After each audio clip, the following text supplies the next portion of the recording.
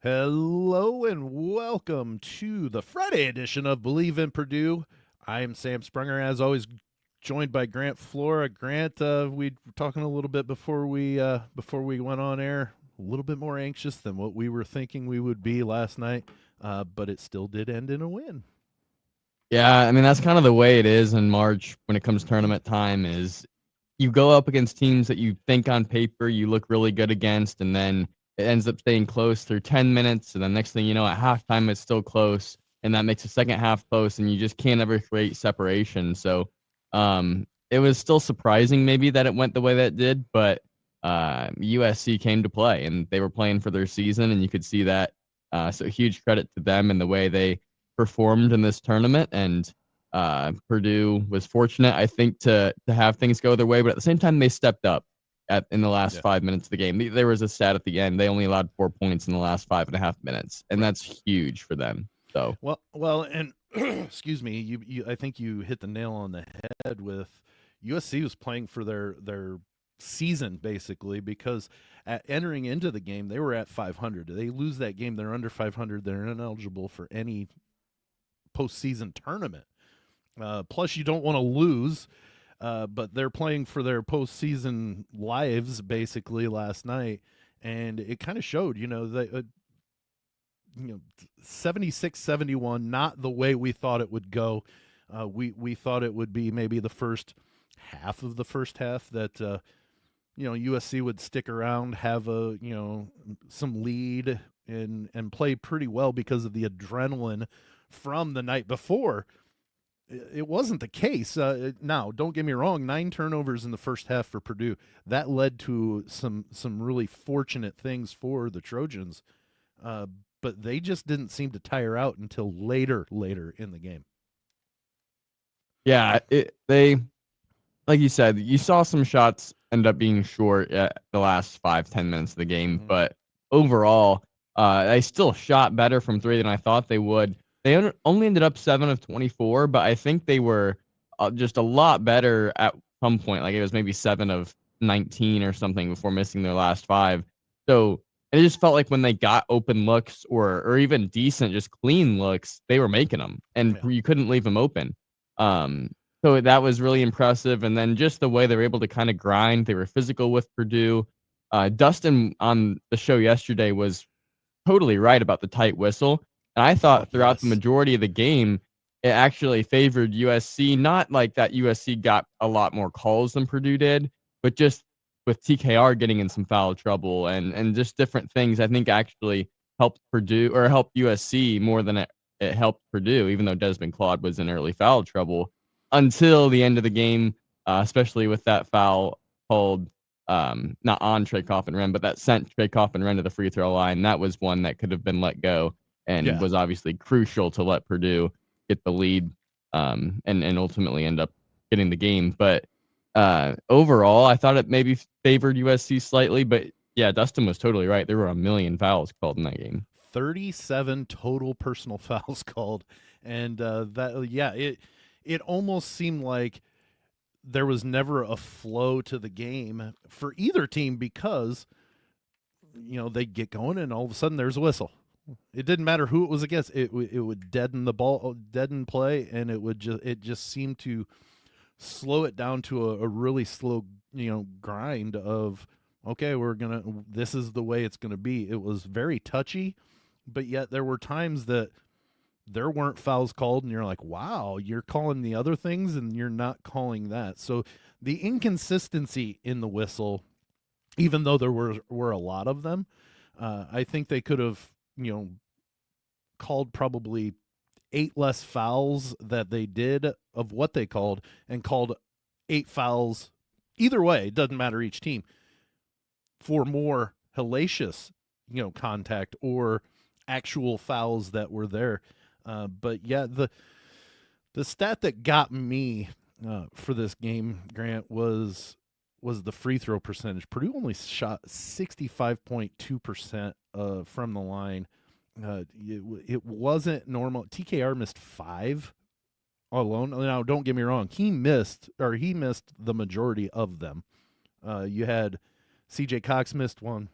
Braden Smith missed one. and Cam Heide missed one, and then all the rest were Trey Kaufman-Renn. But that's because he was getting fouled all the time, and you don't expect him to be perfect, but 6 of 11 is a little bit off for him. Yeah, well, and they missed collectively as a team, I think 2 or 3 front ends of 1-and-1, which Yep. was really Essentially hurt them. two misses. Yeah, like Cam Heidi's miss was a front end of a 1-and-1. I think TKR had 1 or 2 of them. Yeah. And it seemed like a lot of it came earlier in the game. Like they were 6 of 12, or not 6. Yeah, I think they were 6 of 12 at one point. They were maybe barely 50% for most of the game till the end when they were able to knock down a few to close out the game. But yeah, that was really frustrating because I felt like if they had made some of those free throws, either kept the lead down in the first half when it grew to 10, or been able to expand the lead a little earlier, it could have really benefited them. Instead, they allowed USC to hang around and even take control into the second half. And so, yeah, there were some areas of this game where I thought Purdue really struggled, and you really kind of saw maybe the pressure of the postseason and just some of those things that happen in March that you don't necessarily see in the regular season of the Big Ten. Like the CJ Cox turnover where he jumped back into the backcourt when he caught the ball. Like that's one nobody was guarding him. Just catch the ball across Right. midcourt. Why'd he come across? Those types of plays, it was just like it was a little reminiscent of what we've seen in the past from Purdue. But I think hopefully they've gotten it out of their system. And I think sometimes you see a team that has already played a game in the Big Ten tournament respond a lot better in the second game compared to a team that opens. So, like looking ahead to the Michigan game, hopefully Purdue is a little cleaner and a little more settled in. Well, and you have Michigan having not played yet, so Purdue's that team now. That they've played a game in the tournament, and now they go against the team that's been sitting idle for a better part of a week or close to a week. But yeah, I agree that normally, excuse me, and this was part of what Dustin Schutte and both of us talked about yesterday was there's going to be some rust. It's not a matter of if, there will be. It's just a matter of how quickly it gets worn off compared to the team who's already been playing for at least one day. And so Purdue shouldn't have any rust. Even if they did struggle last night, and points in the paint were what got me. USC outscored Purdue 28-26 in the paint.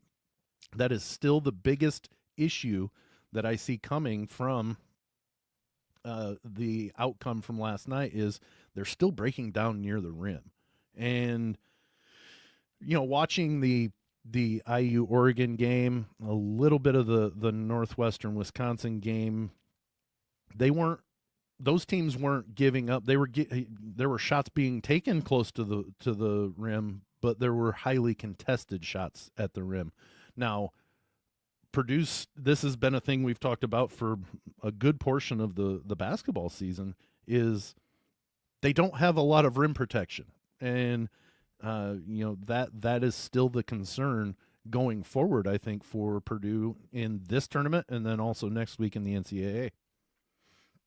Yeah, and like with all due respect, USC played great, and yeah. like they're not a bad team, but there are better teams than USC that are going to try and do this to Purdue, and if they can't find a way to slow down USC, they're going to struggle when they face those more difficult teams.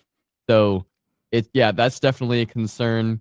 Also the offensive glass, like they allowed, in my opinion, way too many offensive rebounds for USC. There were times when Purdue could have really used stops, and USC got like 1 or 2 second chance opportunities, ended up hitting a 3 or getting an easy basket at the rim when they just didn't close out in a rebound. And it was one of those reasons why we kind of talked off the air, and I was like, that was one of the more frustrating wins that I've watched, because there were just so many times I was like, they're so close, either breaking away or being able to get over a hump, and they just can't because they can't get a rebound, or they have a turnover that was unforced, things like that. So, but I thought Cam Heide was magnificent. He had 11 rebounds, 3 of 3 from 3. I mean, this is the Cam Heide they've been needing to see for quite some time now. And so if he consistently can do this, that's going to help him a lot. Dustin and I were interacting on X about that. Is at the same time we were posting at the same time, that we felt that Cam Heide was the player of the game. He had 9 points. Trey Kaufman-Red had 30. But Cam Heide was coming through with big rebounds, and each of those pointers that he hit came at really crucial times. So we both felt that he was the player of the game when it came to the fact that Purdue won this game. You expect a good outcome from TKR most games. I'm not saying 30 points every time, but a really strong showing. We just thought that Cam Heide was what helped Purdue actually come through in the end. And you talked about offensive rebounds. 16-15, USC wins the offensive rebound battle. Then the one that frustrated me the most was off of a missed free throw. It went hard off the back iron and came and hit the floor and bounced right to a US, where you can't have a rebound, a long rebound especially, hit the floor to where it's wide open for anybody else. Yeah, no one blocked out the shooter. I mean, that's kind of basketball 101 is someone has to block out the shooter. Yep. If that guy had been there, he would have been right in that position. Instead, I think they both pinched the guys in the lane lines, which left that middle wide open. The ball goes there, and there's no gold jerseys to grab it. So, yeah, that was – and the offensive rebound discrepancy wasn't like a huge margin. Purdue, I thought, did a great job on the offensive glass, much better than usual. It's just on the other end, they didn't get it done. So, I thought offensively overall Purdue was pretty good. There were times where they looked out of rhythm, but 9 of 23 from 3 isn't bad. Like Fletcher Lawyer was looking pretty good. Everybody missed some shots, but with the rebounding, the hustle, I thought offensively was solid. It was defensively and with the rebounding and those types of things that I really saw the concerns. Well, and to all the you would have thought on X that the Purdue season wasn't just over in the Big Ten tournament, but over in general, like they'd just been eliminated. It was after a win, and it was in the Big Ten tournament with another tournament to play. There were a lot of this season's done, Guys, these are 18 to 22-year-olds that go through streaks. There are deficiencies, but they're very resilient. And Braden Smith struggled scoring, but he did well at on the rest of his stat line, pretty well the rest of his stat line. He only had 1 turnover. He had 9 assists. He rebounded 3 times. He had 12 points, but he was 3 of 10 shooting, 1 for 4 from threes. Yeah, I mean, shots haven't been falling like super great for him recently. The Rutgers game maybe being the only outlier. Yeah. But yeah, he was still solid in this game. Played 40 minutes. Got the crucial steal at the end when everybody was slipping and sliding like it was an ice rink. Yeah, that was a crazy possession. Real quick, but people were saying that, well, it's obvious that Braden threw him down. No, he was slipping too when he stole the ball. There was a wet spot or something because there'd just been a timeout, and maybe they didn't get it wiped up completely, and both of them were starting to go down. Yeah, I was worried about that too when I saw that. I'm like, they didn't call a foul, but it probably was because it looked like it. And I was like, oh, it's going to be one of those things where it's like Purdue gets bailed out by the referees. But no, I looked at the replay and I'm like, those guys were just slipping and sliding. Braden really didn't do anything. Mm-hmm. You can't penalize him for that. So it's just unfortunate for USC that possession went the way that it did. But yeah, Braden was solid. And I think he'll bounce back. Trey Kaufman ran as good as always. Purdue is by no means out of it. And you think back 2 years ago, they played Rutgers in the quarterfinal. They were the 1 seed. Rutgers was the 8. And it reminded me a lot of that game because that game was similar, grinded out. Purdue was down early in the first half, came back and made it close at halftime and just kind of had to grind it out at the free throw line and making some of those plays. And they were able to do that. They go on and are able to win the Big Ten tournament. So you can't start to condemn what Purdue has the ability to do in this tournament and in the NCAA tournament just because they had a rough first game against a team that was desperate and played well. And, there were a lot of different factors that play into it. So, yeah, you can't start to down Purdue completely just for that performance. Well, and the one thing I will say is, when you've got a team that is playing for their postseason life and the other one that is comfortably in the next tournament, Not saying they didn't take this one seriously, but there's not the sense of urgency for Purdue that there was for USC. So there's a difference in how they approached that game. They want to win that game, but they're not going to. It doesn't get. There's no desperation for Purdue in that game when they know that they're going to be put somewhere on Selection Sunday. The one thing that it does do the further they progress is they get a better seed line potentially. That's about what they're playing for now, and honestly, most of the time, that's as long as they're in. It doesn't matter what seed they are; they just need to get in. So let's go ahead, take our quick break for the audio podcast, and we'll come back, preview the Michigan game tonight at 9 p.m. at Gainbridge Fieldhouse in Indianapolis. And then we have an announcement at the end of the show, so we want to be able to get to that as well. So we'll take a quick break, and we'll be right back. You're listening to BLEAV in Purdue on the BLEAV and Lounge Sports Network. Okay, we are back.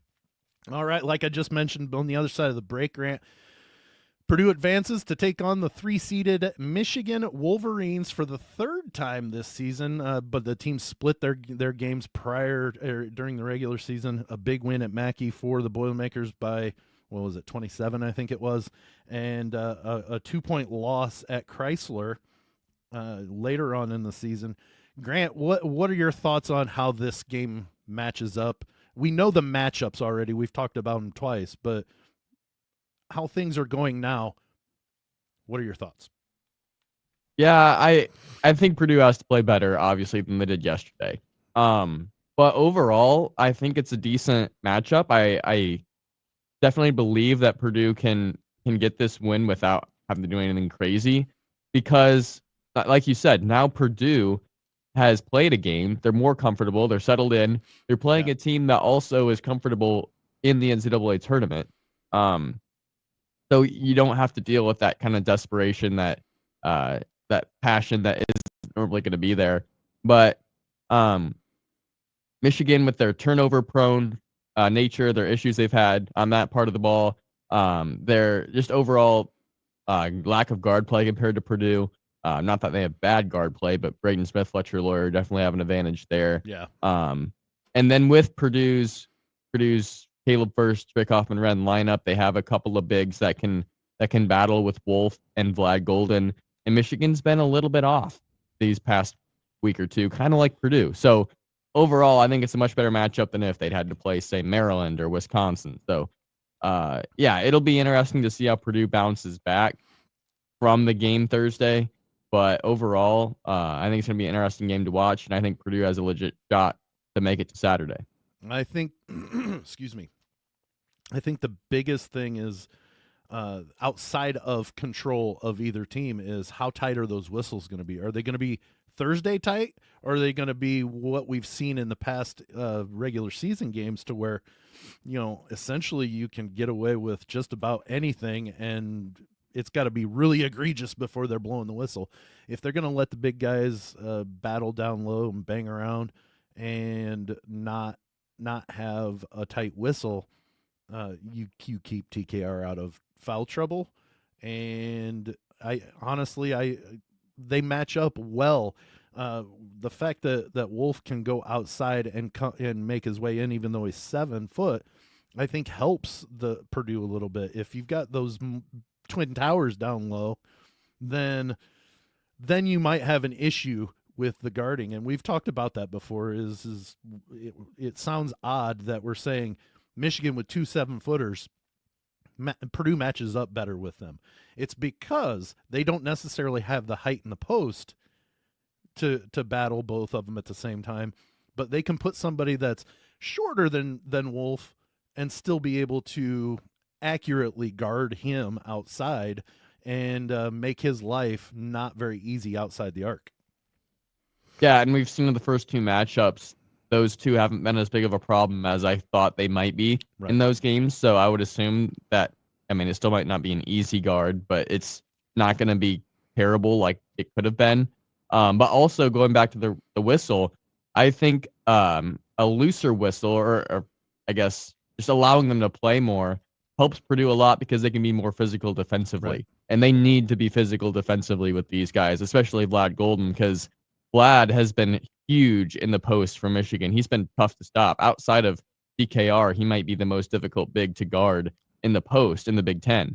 So definitely being able to play without fouling, but also being able to play physical. If they bring a double, being able to rotate correctly. It'll be interesting to see if Michigan utilizes some of those dives to the rim, like what we saw with Illinois and a little bit with USC too, because if Purdue allows that and doesn't stop those cutters, then I could easily see Vlad Golden drawing double teams and then just being able to make a pass over the top to an open cutter, and that's going to tear Purdue apart. But if Purdue can handle them defensively, I like what they can do offensively.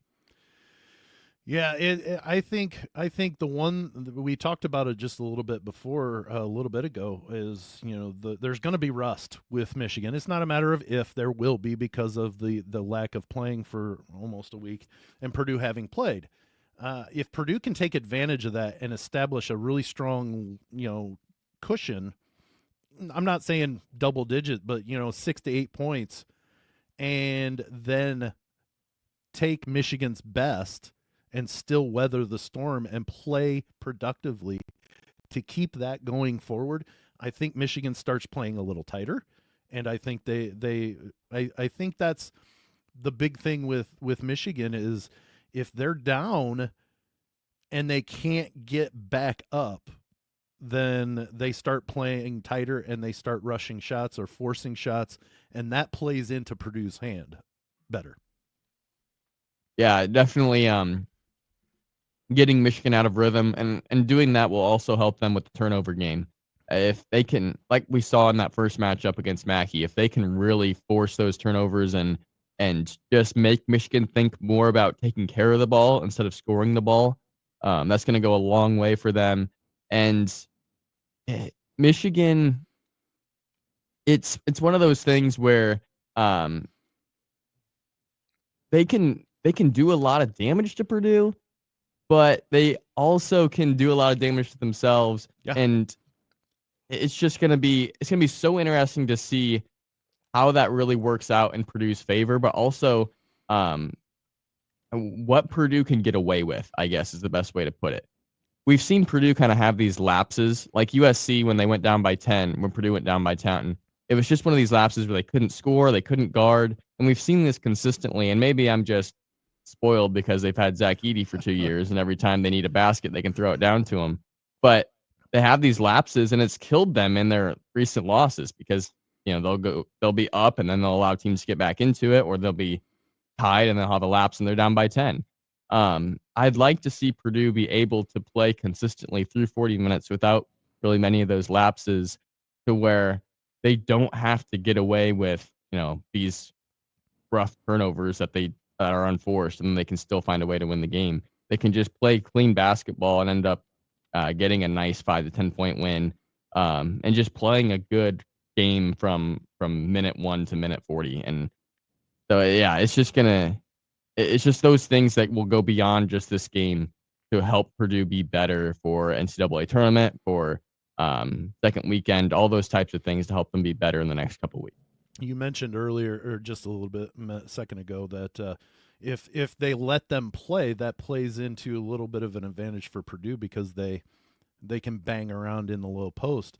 And I even mentioned that too. But another thing you got to consider is Trey Donaldson is not a liability, but he's not a prototypical point guard to where he has the handling ability like a Braden Smith.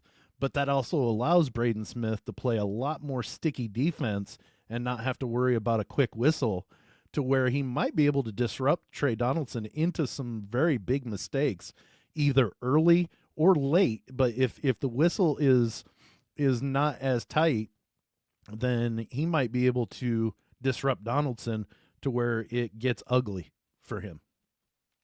Yeah, that's a great point because, we talked about defense on the interior, but Braden Smith has been a great defensive guard this season. He had a couple steals against USC like we talked about, but his defense on the perimeter has really gone a long way for Purdue. And I think not just with him, but CJ Cox and Jakari Harris too, those two guys that are great defenders, if they can all kind of heat up those Michigan guards, I hate to take Fletcher Lawyer off the floor for very long. I mean, he played 34 minutes, I think, against Right. USC. Yep.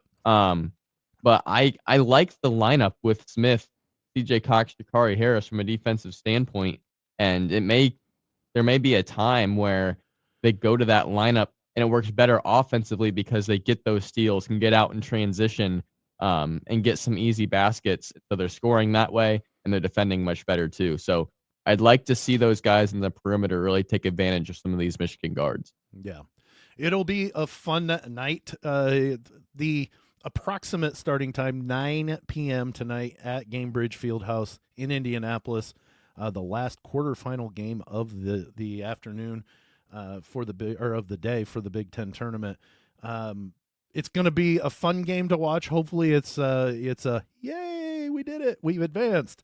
But if not, you know what? We still have games to play, or at least one game to play next week in the NCAA tournament once the selection show comes through on Sunday evening. So that brings us to the end of BLEAV in Purdue in more ways than one. Special announcement is we wanted to make an announcement to where our listeners knew. Starting Monday, we will have an interim show name.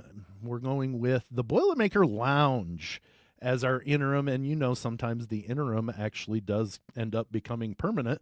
So we're gonna play with some name ideas, and it may remain the Boilermaker Lounge, but we are ending our connection with BLEAV, the BLEAV network. We appreciate the opportunity that we were given at BLEAV, but some things came up that we needed to go off and start the Boilermaker Lounge. So we will continue posting through the Lounge Sports Network about the Boilermaker Lounge and new shows coming out. We're not 100% sure if that RSS feed that BLEAV in Purdue has right now will continue to be the same, but just be on the lookout for new Boilermaker Lounge episodes during the basketball season. And during the year, we'll still do it in the off season as well. But we do appreciate the ability to partner with BLEAV for this portion of the basketball season that we've been connected. But Grant, we're the Boilermaker Lounge. It's going to be the same show essentially, just under a different name. That's we are ever faithful, ever true, and we want to maintain our ability to talk about the Boilermakers. And if we've got some gripes, that's okay too. You know. yeah, fair enough. But yeah, still looking forward to talking about Purdue. Obviously, still hopefully another week or two left of their season beyond this week. And then even in the off season, there'll be plenty to talk about. So, well, we're still planning on getting it. former Boilermaker athletes to come on and talk about their time in West Lafayette. So those are some things to look forward to in the off season. I'm sure there will be Matt Painter's hinted at the fact that he knows of at least one player that's leaving. So we'll have portal news, maybe recruiting news, that type of thing as well. But just something that we're excited to be able to continue doing what we're doing. It's just going to be under only the Lounge Sports Network and ASAP Network at this time.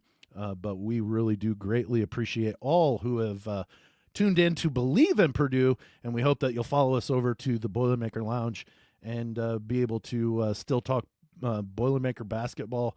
And the fact that we love the program and things going on in West Lafayette will still continue, and we appreciate any support that we give or that we get from all of you out there. So that brings us to the end of BLEAV in Purdue.